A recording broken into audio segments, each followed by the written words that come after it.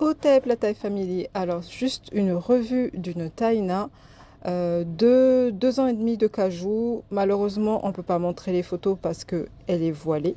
Donc, je vous laisse avec le reste de l'audio. Si vous avez des questions, n'hésitez pas. Otep. Ouais, dis-moi, le cajou, tu le gardes combien de temps, toi, pour ton... j'essaie de faire une documentation cajou. Enfin, j'essaye. C'est pas que j'essaie, je fais une documentation cajou. Donc, toi, tu le gardes combien de temps? Et pour répondre à ta question, combien de temps je laisse le cajou sur ma tête? En fait, ça dépend des fois. Là, je pense que ça fait 3 ou 4 fois que j'ai mis du cajou sur ma tête. Et, euh, et en fait, ça dépend. En fait, la première fois, je voulais laisser très longtemps. J'avais commencé à poser vers 23, 22 heures, je pense. Parce que tu m'avais demandé de pas poser, de ne pas avoir le même temps de pause selon les cheveux sur ma tête. Tu sais, au milieu, c'est un peu plus frisé. Derrière, c'est beaucoup plus détendu. Devant, c'est entre les deux. Donc, en fait, tu m'avais conseillé de pas poser en même temps. Et du coup, je crois, si je ne me trompe pas, j'avais commencé à poser le milieu de ma tête vers là où c'est très frisé, vers 19 heures, quelque chose comme ça, ou 20 heures.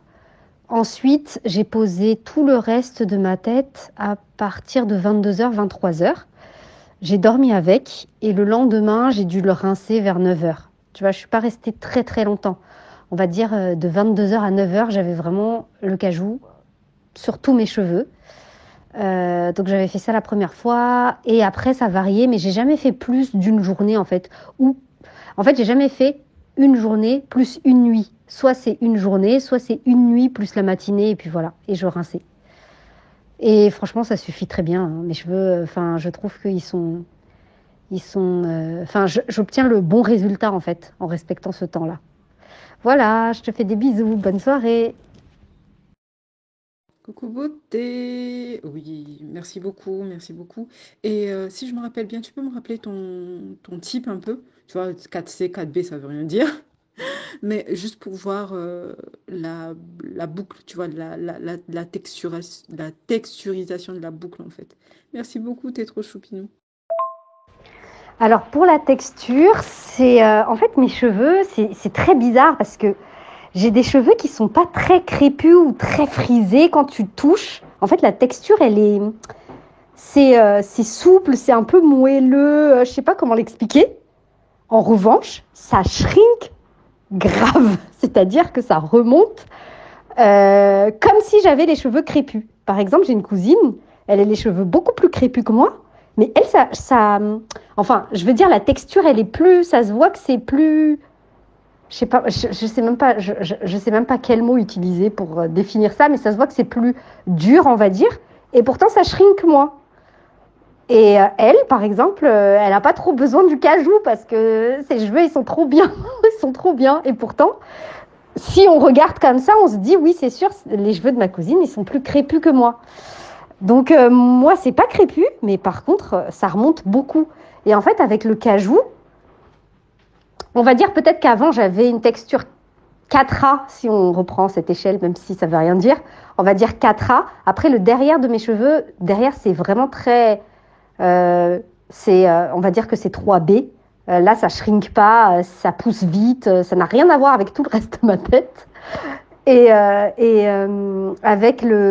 fait, avec le cajou, la texture de mes cheveux ne change pas vraiment, en fait, mais ça shrink moins. Et en fait, c'est exactement ce que je voulais. Parce que, avec le défrisage, j'avais les cheveux qui, bien sûr, ça ne shrinkait plus, mais c'était plus ma texture, en fait. C'était plus ondulé, bizarre, moche. Alors que là, j'ai l'impression que c'est juste mes boucles qui se sont desserrées, mais que ça reste je sais pas comment l'expliquer. Ça reste la texture en fait. On se dit pas ah elle a fait quelque chose dans ses cheveux. Non, on se dit pas ça du tout. J'ai l'impression de retrouver en fait avec le cajou le résultat que j'obtenais avant quand je faisais des tresses. Tu vois, je dormais, je faisais des tresses je faisais des tresses ou peu importe pour étirer mes cheveux. Et le matin, j'ouvrais.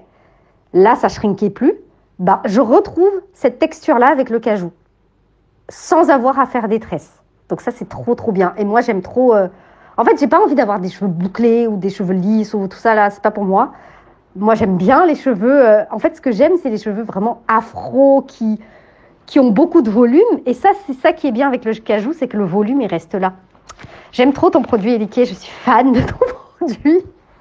Du coup, voilà, je sais pas si je t'ai aidé, mais c'est la texture de mes cheveux. Donc, je dirais, si on reprend l'échelle 3A, 3B, tout ça là, je vais dire 4A. Et en fait, c'est toujours 4A, voire 3B peut-être maintenant, mais avec beaucoup de volume qui shrink moins, quoi. Donc, c'est trop, trop, trop bien. Coucou beauté, je te remercie, ça m'aide énormément pour pouvoir documenter le cajou et faire ce que j'appelle un cahier des charges par rapport à différentes expériences et par rapport à différentes, tu vois, comment dire.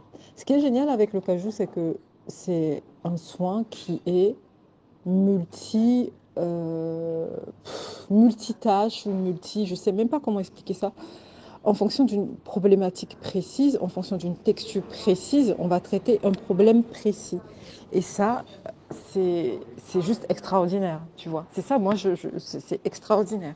Tu vois, dernièrement, on a testé carrément de poser le cajou et de mettre des bigoudis pour voir si la nature, elle a changé. Mais moi, j'ai testé sur une petite mèche de mes cheveux. Et effectivement, en fonction de la boucle, en fonction du bigoudi que tu mets, ça ne donne pas le même résultat. C'est particulier, tu vois. Une fois que moi, j'aurai résolu, je l'ai résolu mon problème d'alopécie, si je puis dire ça comme ça. Une fois que tout sera bien poussé, homogène, tu vois, je ferai ça.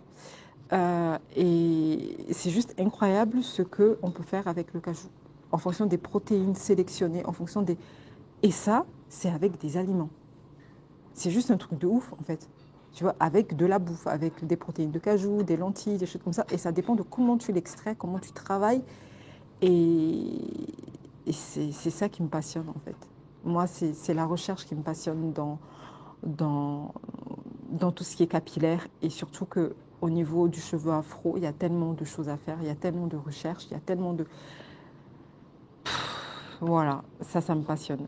Bon, là, j'ai un petit peu quitté tout ce qui est texturisation, tout ça, tout ça. Je suis plus à fond dedans, je suis à fond dans tout ce qui est pousse du cheveu. C'est ça, c'est ça, c'est ça.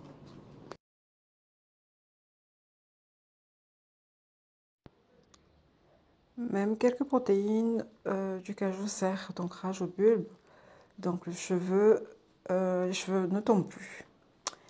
Mais le seul hic, c'est que mes cheveux ont plus du tout la même en fait repoussent d'une façon